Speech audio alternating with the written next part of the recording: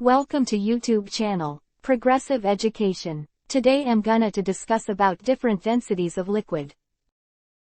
Density plays a part in why some things float and some sink. Objects that are more dense than water sink and those less dense float. So let's start an experiment with water, honey and oil. Take an empty beaker, put some water, and make it colorful. By adding ink, you may add any color that you can easily distinguish. After mixing the color, add little amount of honey. Wait to settle down. Then add oil. You can use coconut oil, almond oil or any other. Leave it to settle down for 3 to 5 minutes. Honey, oil and colored water are separate into layers. Because of different densities, the oil, which has the least density, floats on the water, but the honey, which has the maximum density, settles at the bottom.